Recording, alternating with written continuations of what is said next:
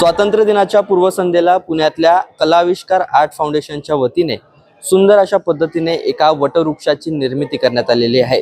हे सगळं वटवृक्ष जे आहे ते पुण्यातल्या विशेष विद्यार्थ्यांकडून खरं तर साकारण्यात आलेली आहे। आपण जर या संपूर्ण वटवृक्षाचं दृश्य जर पाहिलं तर या ठिकाणी या वटवृक्षाला भारताची उपमा देण्यात आलेली आहे आणि याच वटवृक्षामध्ये जे पारंब्या लागतात या वटवृक्षाच्या पारंब्यांना भारतातल्या जातीय व्यवस्था अर्थात धर्म आणि जात या सगळ्या याच वटवृक्षाला लागून या ठिकाणी खरं तर नांदत असतात। असा एक समतेचा संदेश देण्याचा प्रयत्न जो आहे तो कलाविष्कार आर्ट फाउंडेशनच्या वतीने खरं तर देण्यात आलेला आहे। आपण जर पाहिलं तर हे सगळं जे चित्र आहे किंवा हे ही काय वटवृक्षाची निर्मिती करण्यात आलेली आहे ती अनेक कागदांनी हा वटवृक्ष जो आहे तो तयार करण्यात आलेला आहे।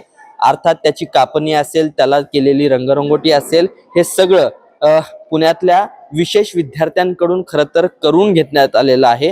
आणि या ठिकाणी आपण जर पाहिलं तर याच वटवृक्षाला लागून ज्या खाली पारंब्या असतात त्यालाच या राज्यातील असेल किंवा देशातील विविध जे काही जातीय व्यवस्था आहे अर्थात किंवा जातींची नावं जी आहेत ती देण्यात आलेली आहे। याचा एकूणच अर्थ म्हणजे आम्ही सर्व भारतीय हे एक आहोत आणि आम्ही याच वटवृक्षाप्रमाणे चांगल्या पद्धतीने नांदत असतो असा एक संदेश देण्याचा प्रयत्न खरं तर या ठिकाणी केल्याचा पाहायला मिळतोय। अर्थात ही ज्यांची संकल्पना होती अशा गिरिजा माझ्यासोबत आहेत। गिरिजा, काय नेमकी संकल्पना होती आणि काय नेमकं मांडायचं होतं? संकल्पना ही आपला वटवृक्ष आहे। 45 फुटाचा आपण वटवृक्ष इथे केला आहे आणि या वटवृक्षामध्ये आपण वेगवेगळ्या पगड, जाती, धर्म, संस्कार आणि 7 रंग तिरंग्याचे दाखवण्याचा प्रयत्न केला आहे। वटवृक्ष हा सावली देतो, तशी भारत माता आपल्या सगळ्यांना सामावून एक सुंदर सावली देती आपल्याला आणि त्याच सावली थ्रू आपण आपल्या देशासाठी काय चांगले करू शकतो हा एक प्रयत्न केला आहे या कलेमार्फत करण्याचा।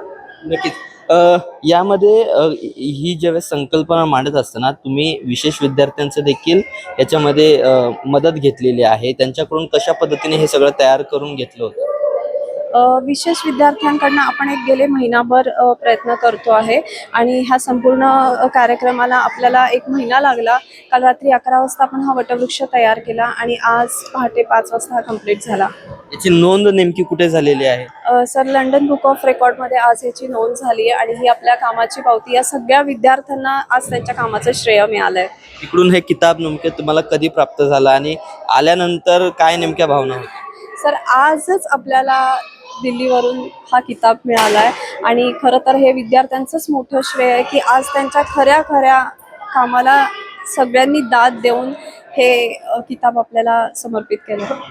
नेमकी ही जी संकल्पना होती ती नेमकी कशी सुचली त्याबाबत काय माहिती सांगा? संकल्पना असं काही नाहीये, एक मनात चांगले विचार ठेवले तर तुम्ही भारतासाठी काही करू शकता, फक्त तुम्हाला ते आतून आलं पाहिजे, गोष्टी आपोआप घडत जातात। नक्कीच सध्या आपण भारताचा 80वा स्वातंत्र्य दिन साजरा करतोय। या 80व्या स्वातंत्र्य दिनानिमित्त भारतीयांना काय संदेश द्या? विविधतेतून एकता हा एकच संदेश मी आज भारतीयांना देऊ शकते की आपण सगळे एक आहोत आणि जय हिंद, जय भारत। नक्कीच खूप खूप धन्यवाद। तर आपण पाहिलं तर या ठिकाणी अशा पद्धतीने सुंदर अशा वटवृक्षाची निर्मिती करण्यात आलेली आहे आणि याची लंडन बुक ऑफ रेकॉर्ड या ठिकाणी नोंद करण्यात आलेली आहे। खरं तर हे याचं विशेष म्हणजे हे सगळं विशेष विद्यार्थ्यांकडून खरं तर तयार करण्यात आलेलं आहे आणि आम्ही भारताचे लोक सर्वजण एक आहोत असाच समतेचा संदेश देण्याचा प्रयत्न आजच्या या कार्यक्रमाच्या या ठिकाणी सांगण्यात येतोय। विश्वजित भालेराव, बखर लाईव्ह, पुणे।